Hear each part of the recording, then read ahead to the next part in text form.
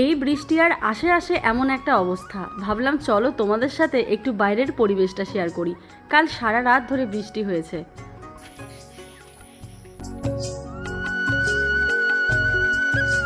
কিছুদিন আগে এই জায়গাটা এতটাই ভালো লাগতো, সবুজ গাছপালা, কুমড়োর ডগা এত সুন্দর ছড়িয়েছিল, তোমাদের সবটাই ভিডিওতে শেয়ার করেছি। কিন্তু আজকে দেখো পাতাগুলো কিভাবে নিস্তেজ হয়ে পড়ে আছে। যখন কুমড়োর ডগাগুলো ছিল তখন ভাবতাম গাছে তো আছেই, যখন মন চাইবে তখনই খাবো, কিন্তু আজ দেখো খেতে মন চাইলেও খেতে পারবো না। এইদিকে দেখো চারিদিকের পরিবেশটা এত সুন্দর হয়েছে, কি বলবো তোমাদের। আমাদের এখানে কিন্তু ধান লেগে গেছে। এই ধরো এই ধান উঠতে উঠতে পুজো, ঠিক পুজোর সময় যদি ধান বিক্রি করতে পারে তাহলে চাষিরাও খুব খুশি হয়, কারণ সেই সময় সবাইকে জামা কিনে দিতে পারে, বাড়িতে বউ বাচ্চা সবাই থাকে। ওই সময়টা সত্যি এইসব দিনগুলো কিন্তু পার করে এসেছি যখন আমার ঠাকুরদা ছিল। আমার ঠাকুরদাকে দেখেছি সাইকেলে করে বস্তাকে বস্তা ধান নিয়ে যেতে। যাদের জমি অনেক থাকে তারা ধরো ধান থেকে চাল ভাঙিয়ে খায়, তারপরেও কিন্তু ধান অনেক থাকে, তখন সেই ধানগুলো তাদের প্রয়োজনে বিক্রি করে। সুপ্রভাত, সবাই কেমন আছো? কোচবিহার জেলার থেকে আমি প্রিয়া, নতুন আরও একটি ভিডিওতে সবাইকে অনেক স্বাগত, অনেক ভালোবাসা জানিয়ে আজকে একটা সুন্দর ভিডিও শুরু করছি। তোমরা এই জায়গাটা এতটা পরিমাণে পছন্দ করো, তো ভাবলাম চলো আজকে শুরুয়াতটা এখান থেকেই করা যাক। দেখো কি দারুণ লাগছে চারিদিকে ধান। এই যে চাষিদের যারা চাষ করে তাদের কত ভালো হয়েছে বলো তো। এই বৃষ্টিটা যদি না হতো সত্যি ওদের পক্ষে এখন খুবই খারাপ অবস্থা হতো, কারণ পুরো মাটি শুকিয়ে একদম টান পড়ে গেছিলো, এতটা পরিমাণে রোদ ছিল। তো যাই হোক, এখন দেখো পুরো ক্ষেত জুড়ে জল, আর দেখতেও কতটা ভালো লাগছে তাই না? এখন আর মোটর চালিয়ে জল দিতে হবে না। দেখো মোটরের তো একটা খরচা আছে, মোটর দিয়ে যারা জল দেয় ঘন্টায় কত করে নেয় আর কি, ভয় লাগে যোগ ধরে নাকি।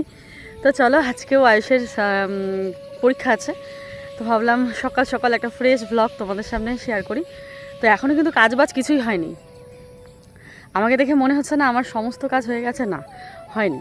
তো এখন আমি কাজবাজগুলো ধরবো, বাসন মাজবো, আয়ুষের জন্য খাবার বানাবো। দেখে আজকে কি যে দেবো, ঘি দিয়ে আলু সেদ্ধ দিয়ে ভাত ওকে দেই একটুখানি। সকালবেলা কিছু ভারী খেতেই চায় না, তো আমি হাতে খাইয়ে দেবো। এখন বড় হচ্ছে না, এখন আর একা ভালোভাবে খেতে চায় না। ছোট থাকতেই বরং একা খেয়েছে, আর এখন একা খেতেই চায় না। কালকে রাত্রিবেলা শুটকির চাটনি আর হচ্ছে পুঁই শাক এসব দিয়ে সুন্দর করে মেখে দিয়েছি। শাক যদিও বা রাতে খাওয়া উচিত নয়, তবে অল্প একটুখানি ছিল, তো সবাই মিলে অল্প অল্প করে ভাগাভাগি করে খেয়েছি। তো কী বলে, শুটকি মাছের চাটনি আর ওই পুঁই শাক দিয়ে খুব সুন্দর খাওয়া হয়েছে। সাথে তো ডাল ছিলই, লেবু ছিল। কিন্তু এখন দুর্ভাগ্য আমাদের কোনো সবজিই নেই, তোমরা তো দেখতেই পাচ্ছ সমস্ত খেতে জল। আর যে জায়গাটা আমরা সবজি করেছিলাম দেখো জায়গাটার কি অবস্থা, কারণ গাছগুলো মারা গেছে। বেগুন গাছ, লঙ্কা গাছ কিছুই বেঁচে নেই, ঠিক আছে, সবগুলো মারা গেছে। যদি আমাদের এই জমিটা একটু উঁচু হতো, তবে আমাদের ইচ্ছে আছে জানো তো, এবছরই শীতের আগে আমাদের এই জমিটা উঁচু করার, যাতে করে জল না জমে। বিভিন্ন ফলের গাছ আমার লাগানোর ইচ্ছে আছে, তো অ্যাডভান্স কিছু বলছি না। তো চলো দেখতে থাকো, এটা প্ল্যান একটা। তো চলো বন্ধুরা, এখন আমি একদিকে রান্না বসাবো আর একদিকে আমি বাসন মাজবো। আর ঘর দুয়ার আর কি ঝাড় দিব, ঘরে তো কাদা, সেই জন্য আর ঘর দুয়ার ঝাড় দেবো না, উঠোনটা ঝাড় দেবো। চলো দেখতে থাকো ব্লগটা, আশা করি ভালো।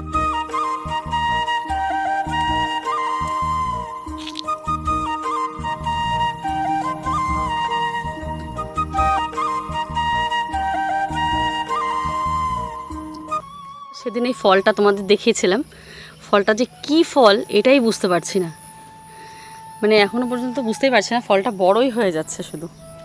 তোমরা কমেন্ট করে তো জানলে ফলটা কী ফল। যখন আমার এই বাড়িটা নতুন হচ্ছিল ঠিক এই আনন্দটাই আমি উপভোগ করছিলাম, যেমন আজ করছি।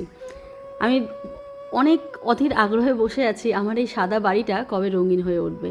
না, এই সাদা বাড়িটাও প্রকৃতির মাঝে দেখতে কিন্তু বেশ লাগে।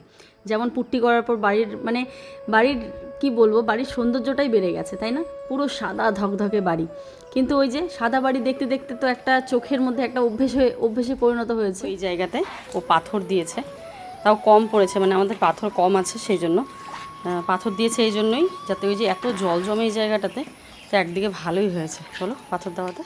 এদিকে বর কিন্তু সকাল সকাল বাজার করে নিয়ে এসেছে, আর আমার সাইজের লম্বা একটা কচু নিয়ে এসেছে। জানি না এই কচু কতদিনে শেষ করব, আর আদৌ কি আজকে রান্না করতে পারবো কি না। আমার কিন্তু কচু খেতে বেশ ভালো লাগে। কচুর দেখো সব কিছুই খাওয়া যায় আগা থেকে গোড়া, তাই না? কচুর শাক, কচুর বাটা, কচুর ভাজা, কচু মাছের দিয়ে তরকারি, সবই খাওয়া যায়। কচুর লতি খাওয়া যায়, কচুর পাতা খাওয়া যায়, মানে কচুর মধ্যে ফেলানোর মতো সেরকম কিছুই নেই, সব কিছুই খাওয়া যায়। আর এই কচুটা আমার, যে কোনো কচুই আমার ভীষণ ভালো লাগে। এখন যেমন মুখী কচুটা বার হয়েছে, তবে আমাদের এখনও খাওয়াই হয়নি, মানে গাটি কচু। এই বছর এখনও কিন্তু গাটি কচু আনা হয়নি। আসলে ওই এখন আনলে একটু শক্ত শক্ত হবে, তো আর কিছুদিন গেলে আনলে পরে সেই গাটি কচুগুলো খেতে ভালো লাগবে।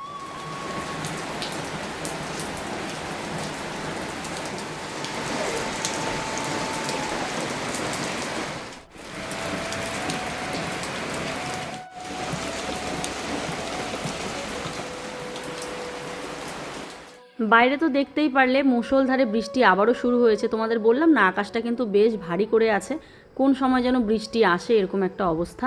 কিছু বাসন আমার ধোয়া মানে কালকের ছিল, সেগুলোকেই আমি আগে গুছিয়ে নিচ্ছি, না হলে এই যে এখন যে বাসনগুলো ধুয়ে রাখবো সেটা আর রাখতে পারবো না। তাই কালকের বাসনগুলো দেখো আমি গুছিয়ে নিচ্ছি। আর এই রান্নাঘরটা কিন্তু পুরোপুরিভাবে ডিপ ক্লিন করব। সামনে যেহেতু বাবার কাজ, তো আমাকে পরিষ্কার করতে হবে, সমস্ত ঘর পরিষ্কার হবে, মানে দুটো বড় বড় ঘর, তারপরে রান্নাঘর, টিনের ঘরটা, কারণ লোকজন আসবে, কোথায় কে বসে না বসে, তাই না? আর সব কিছুই পরিষ্কার হবে, শুধুমাত্র একজনকে পেলে হয় আর কি, মানে এমন একটা, তোমরা তো জানোই একটা ছোট বাচ্চা নিয়ে সংসার চালাতে চালাতে আমি পুরো হিমশিম খেয়ে যাচ্ছি। তার উপর তো ভিডিও করা থাকে, সব কিছুই থাকে। তো একটা লোক দেখি, হ্যাঁ অনেক দিদিরা আমাকে কমেন্ট করছো, প্রিয়া তুমি কি একটা লোক রাখতে পারছো না? তোমরা তো জানো দিদিভাই, গ্রামের বাড়িতে লোক পাওয়া বিশাল একটা ব্যাপার। মানে এখানকার মানুষ হাজিরা কাজ করে, মানে ক্ষেতের কাজ করে, কিন্তু বাড়িতে এসে কাজ করে না, সবার নাকি মান সম্মানে লাগে। আর তার উপর যদি অনেক কষ্টে মষ্টে পেয়ে, কিন্তু আর বাড়ির কাজ সেরকমভাবে করতে চায় না, ওই 1-2 মাস করে তাদের আর ভালো লাগে না, তাই তারা ছেড়ে দিয়ে চলে যায়, ওই আবারও ক্ষেত খামারের কাজ করে। তো বন্ধুরা একবারেই আলু নিয়ে নিচ্ছি, বারবার আসতে হয়, একটা ঝুড়ির মধ্যে নিয়ে নিব আলু।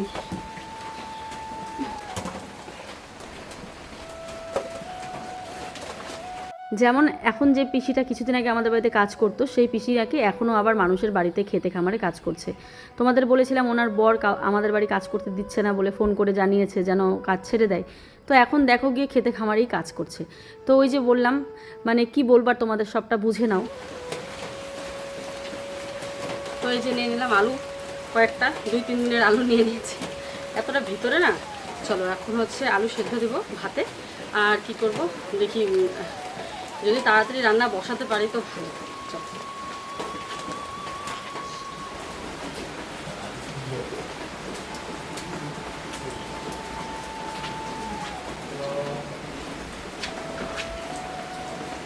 তো আমি হুট করে লোক কোথায় পাবো?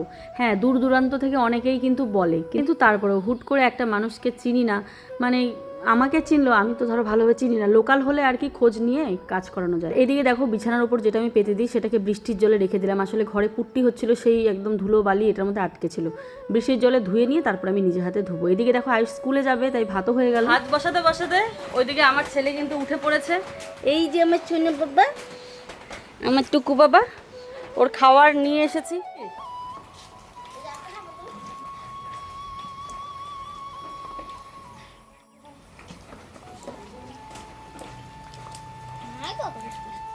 আলু সিদ্ধ, ডিম সিদ্ধ, গরম গরম ভাত, ঘি দিয়ে ছেলেকে খাইয়ে স্কুলে পাঠিয়ে দিলাম। আর ওই যে নন্দিনী মার সাথে যাচ্ছে, আসলে খুশকে নিয়ে আমি আর এত দূর এগোলাম না, নন্দিনী যেহেতু যাচ্ছিলো বললাম ভাইকে একটু গাড়ি অবধি এগিয়ে দাও। তো ওই যে দেখো আয়ুষ যাচ্ছে, ওইদিকে এক হাতে ছাতা এক হাতে খুশ, গাড়ি চলে এসেছে, ওর বাবা বাথরুমে ঢুকেছে, আমাকে ফোন করলো, বলে প্রিয়া দিয়ে আসো। এবারে তোমার খুশকে খাওয়াচ্ছি, ওই সময় গাড়ি এসেছে, কী করে তাড়াতাড়ি বৃষ্টি পড়ছে, এক হাতে খুশকে এক হাতে ছাতা। পরে দেখলাম নন্দিনী যাচ্ছে, মানে আমি ছাতা আর বাচ্চা নিয়ে পাচ্ছিলামই না, তো নন্দিনীকে বললাম মাকে একটু এগিয়ে যেত গাড়ি অবধি, পরে হয়েছে গাড়ি অবধি গেল। আর এই যে এখন খুশকে নিয়ে বাড়ি যাচ্ছি। বাপরে বাপ, এমন সময় এমন সিচুয়েশান হয় না, কি বলবো। চলো যাই হোক, গেল, আজকে পরীক্ষা আছে কম্পিউটার। চলো দেখো আমাদের এখানে কি কাদা বাড়ির সামনে, তা ওই জায়গাটা পাথর দেওয়াতে একটুখানি। চলো আমরা এখন খাবো, আরও বৃষ্টি পড়ছে না, খুব মজা পায়, ছাতার নিচে টুপটুপ করে জল পড়ে। আজ যদি ভিডিওটাতে সময় হয় তোমাদের পুরো ঘরটা কিন্তু আমি দেখাবো। তোমরা অনেকে বলেছো প্রিয়া খুব ভালো হচ্ছে কালার। বাবা বলছে আমি একটু বাজার থেকে আসি, একটু মাছ নিয়ে আসি, তো মাছের ঝোল ভাত করো আর কিছু একটা ভাজা ভাজা করো, তাড়াতাড়ি হবে। তো তাহলে ঠিক আছে, এখন তাহলে আমাকে খুশকে ধরতে হবে, ও বাজারে যাচ্ছে। ভাবলাম একবারে রান্নাটা করে বেরিয়ে পড়ে যায়, ভাত তো হয়ে গেছে, আলু সেদ্ধ হয়ে গেছে, ওই আলু সেদ্ধ দিয়েই মাছের ঝোল বানিয়ে নেবো এখন। তো চলো বাবা, বাবা এই যে দেখি ওরে বাবা রে, একে একে দেখে আর হাসে। কে আয়নাতে নিজেকে দেখছে আর হাসছে। আবার আবার বাবা, আরেকবার আরেকবার আরেকবার। কি সুন্দর! ওরে বাবা রে, ওটা কে? আমার গুনু, আমার তোতল। বাবা রে বাবা, ধরতে চাচ্ছে, ওটা কে?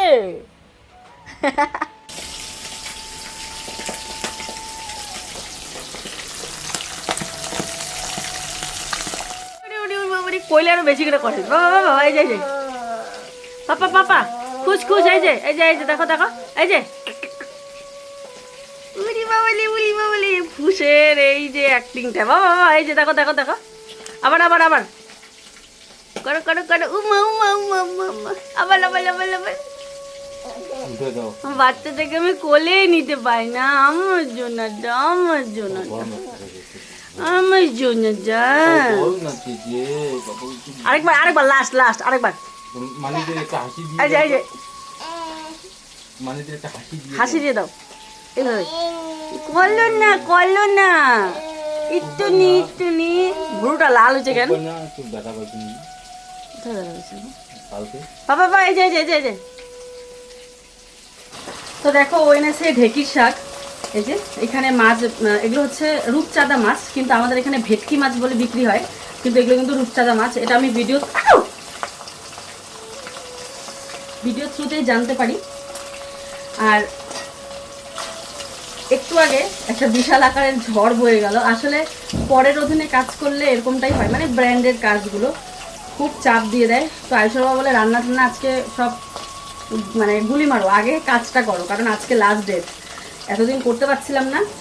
তো যাই হোক, দুজনে মিলে, ও ক্যামেরা করলো, আমি করলাম, তাড়াহুড়ো করে ফেললাম। তারপর ও বাবুকে নিয়ে চলে আসলো, ও মাছের ভাজা বসিয়ে দিয়েছে, আমাকে বলে তুমি এডিট করো, রান্নার চিন্তা পরে। সকাল থেকে বলছি না আগে রান্না করবো, হয় না গো, মানে এক এক সময় এক একটা চাপ চলে আসে।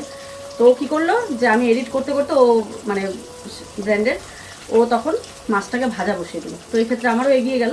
তো এখনও খুশকে নিয়ে একটু বের হলো, আমাকে বলো মানে চট জলদির মধ্যে যা হয় রান্না করে দাও, মানে দেরি হয়ে যাচ্ছে, 12:30 কি 1:45 বাজে।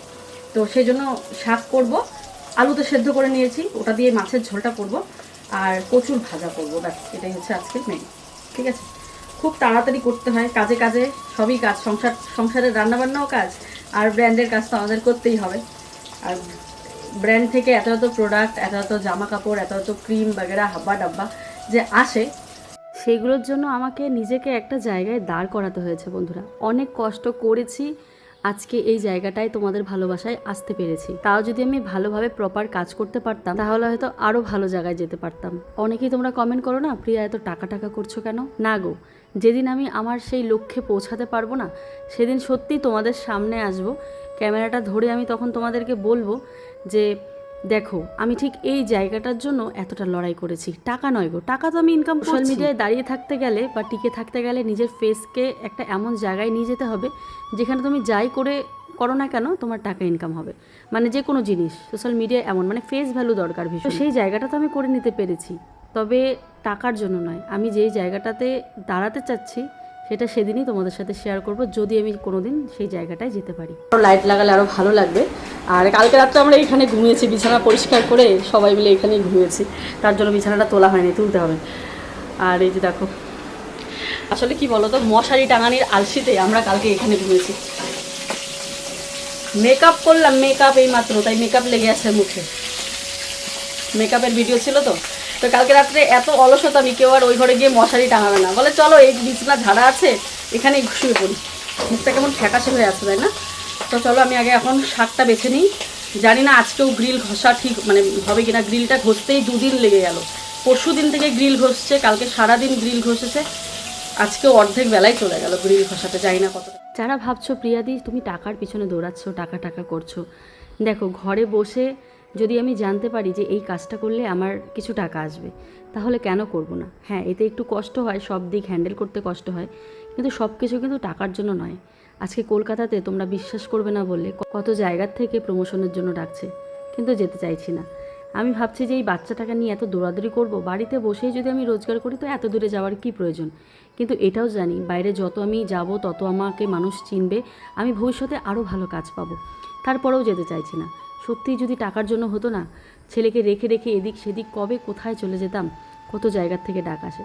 কিন্তু ওই যে আমি চাই যে আমি ঘরে বসেই যেই কাজটা করছি সেটাই করি। এখন যেই সময়টা আমি কাটাচ্ছি সেটা বিশাল একটা কঠিন সময় বাচ্চাকে নিয়ে।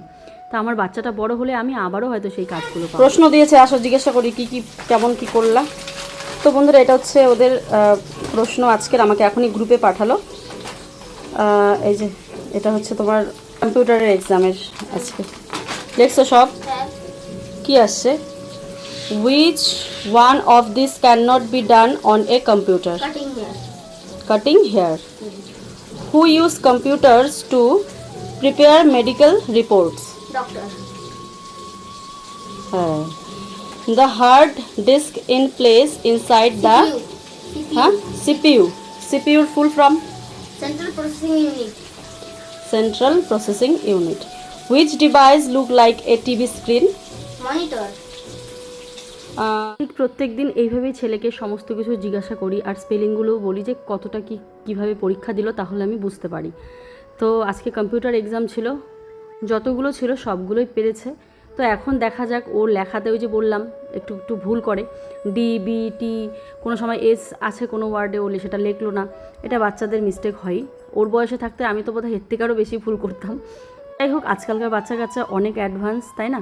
এই কম্পিউটার, আমরা কিন্তু ছোটোবেলায় এত ছোটো বয়সে কম্পিউটার সম্পর্কেও পড়িনি, মানে আমি যে স্কুলে পড়েছি। তো এদিকে আমি রান্না করছি রূপচাঁদা মাছের তরকারি আর কি, আলু সেদ্ধ ছিল। আয়ুষ যেই আলুগুলো খেয়ে গেছিলো, ও তো ঘি দিয়ে খেয়েছে, তাই ওটা মাখতে হয়নি, নর্মালি আলু ম্যাশ করে খাইয়ে দিয়েছিস। তো আলুগুলো ছিল অনেকগুলো, তো সেই আলু দিয়ে ভাবলাম মাছের ঝোলটা করি, না হলে বেকার আবার এখন আলু সেদ্ধ মাখবো। থাক, এই দুপুরবেলা আলু সেদ্ধ খেতেও ভালো লাগে না, সকালবেলা হলে তাও যা। তো এখানে দেখো মাছ দিয়ে দিচ্ছি, ভেটকি মাছ, অনেক দিন পরে খাচ্ছি। ভেটকি যদিও বা না, রূপচাঁদা আমাদের এখানে ভেটকি বলেই বিক্রি করে, তো মুখে ভেটকি বলছি আমি আর কি। তো অনেক দিন পরে খাচ্ছি না, বেশ ভালো লেগেছে খেতে। আর ওইদিকে খুশের জন্য আমি ডাল বসিয়ে দিয়েছি।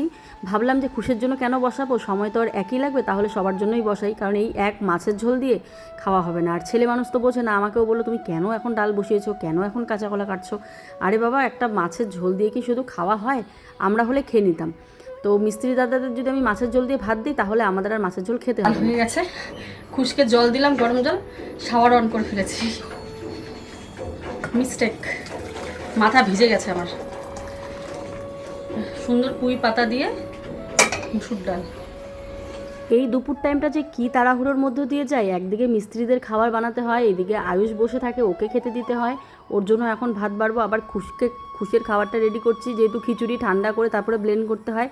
ওইদিকে বাথরুমে জল দিয়ে আসলাম, ভিজে গেলাম। আয়ুষের বাবা, মানে খুশের বাবা খুশিকে স্নান করাচ্ছে, কারণ ওর স্নানটা করিয়ে দিলে চট করে আমি খাইয়ে দিতে পারি, কারণ ও তো খাওয়াতে পারে না, স্নানটা করাতে পারে। তো এদিকে দেখো আয়ুষ বসে আছে, ওর ওষুধের সময় হয়ে গেছে, ওকে আবার আমাকে খেতে দিতে হবে। তো এই যে দেখো রান্না কিন্তু কমপ্লিট আজকে। সকালবেলা যেহেতু বসেছি, আরও সকালে হতো যদি না ব্র্যান্ডের কাজটা আমি করতাম। তো ওইদিকে দুজনকেই যেহেতু লাগবে, তাই আয়ুষের বাবাও রান্নাটা বসাতে পারেনি, দুজনে মিলে যেহেতু শ্যুট করেছি, তাই কিন্তু একটু লেট হয়ে গেছে। তো প্রথমে ভাবলাম আয়ুষকে মাছের ঝোল দিয়ে দেবো, কিন্তু ও তো ডাল দেখলে পাগল হয়ে যাবে, ডালই পছন্দ। তাই ভাবলাম ডালটাও তো আমার হয়ে গেছে, তাহলে ওকে আমি ডাল দিই আর মাছ ভাজা দিয়ে দিই। ভাত কিন্তু বেড়ে নিলাম সমস্ত কিছু, এবারে খেতে দিয়ে দেবো। ওইদিকে খুশের যেহেতু স্নান হয়ে গেছে, তো আমি ভাবলাম এক কাজ করি, আমি সমস্ত কিছু রেডি করে দিই, ওর বাবা সবাইকে খেতে দিতে পারবে, ততক্ষণে খুশকে আমি খাইয়ে নেব। কিন্তু দেখলাম না, খুশ চুপচাপ আছে, কান্না করছে না। তো ভাবলাম না, ওর বাবা একটু লেট হবে দিতে, মানে একটা মেয়ে মানুষ যতটা তাড়াতাড়ি করবে, মানে পুরুষ মানুষের কাজ কিন্তু একটু ঢিলেই হয়, তাই না? ঢিলে বলতে মানে আস্তে আস্তে হয়। তো খুশের খাবারটা রেডি করে আমি ঢেকে রেখেছি। তো ভাবলাম আমার থালা যখন বাড়া আছে, তো আমি ওদেরকে ভাতটা দিয়েই তবে যাই, যে মানে সেকেন্ড ধাপের যে ভাতটা লাগবে ওটা না হয় আয়ুষের বাবা এসে দিবে। ও বাবা, ওইদিকে কী যেন একটা করছিলাম রান্নাঘরে, দেখি ওদের আবার খাওয়াও হয়ে যাচ্ছে। তবে ভাবলাম না, আবারও ভাতটা দিয়ে ডালটা দিয়ে মানে ওদের খাওয়াটা দিয়েই তারপরে যাই আর কি। চলো, এদিকে ছেলের খাবার আমি রেডি করে নিয়েছি, ওষুধ খাবার। চলো আসলাম আবার প্রায় 1 থেকে 1.5 ঘন্টা পর, খুশকে খাইয়ে ওইদিকে আমি ঘুম পাড়িয়ে দিয়েছি। তারপরে আমার যত সব blogging, reels, Instagram post, brand শ্যুটের পোস্ট যা আছে সব কিছু পোস্ট করে তারপরে দেখলাম না, রোদ তো বেশ উঠেছে বৃষ্টির পর, তো কাপড়গুলোকে শুকোতে দিই। তো এইদিকে দেখো আমি কিন্তু এখনও খাইনি, খাবো। তো ভাবলাম আগে আমি কাপড়গুলোকে শুকোতে দিয়ে নিই, কারণ রোদ যেহেতু উঠেছে সন্ধ্যের মধ্যে হয়তো শুকিয়ে যাবে, কারণ ওয়াশিং মেশিনে অনেকটাই শুকিয়ে বেরিয়ে যায়। তো রোদের তাপটা কম ছিল, তাই সন্ধে অবধি রেখেছিলাম, কিন্তু শুকোয়নি। তো এটাও বলে দিলাম তোমাদেরকে। আর ওই যে দেখো, যেটা বৃষ্টির জলে আমি রেখেছিলাম ওটাও কিন্তু ভালোই ধুয়ে গেছে। আমি আবার সার্ফে ভালো করে ভিজিয়ে রাখবো। তারপরে উঠোন টুঠোন ঝাড় দিয়ে নিয়ে এটাকে ধুয়ে দেবো হাতেই, মানে এটাকে আর ওয়াশিং মেশিনে ঢোকাবো না, ঢোকালেই না এটা ভালো করে ধোয়া হবে না। তো চলো এবারে কলপারগুলো ঝাড় দিয়ে নিই। আসলে পেয়ারা গাছটাও আমাদের টিনের উপরে পড়ে গেছে এত ঝড়ে, মানে গাছটা পড়ে যায়নি, কিন্তু আমাদের রান্নাঘরের টিনের উপরে হেলে গেছে পেয়ারা গাছটা। তাই প্রত্যেক দিন পেয়ারা পাতা মানে একদম পড়ে, সকালেও ঝাড় দিতে হয়, বিকালেও ঝাড় দিতে হয়। আর এদিকে আয়ুষের বাবা দেখো, যেহেতু খুশ ঘুমাচ্ছে, তো এক মুহূর্ত বসে না থেকে ও বললো না, বাড়িঘরের পরিস্থিতি ভীষণই খারাপ হয়ে আছে চারিদিকে, মানে ঘরে বাইরে সব দিকেই পরিস্থিতি খারাপ। এই বাড়ির কাজ হলে যা হয় আর কি।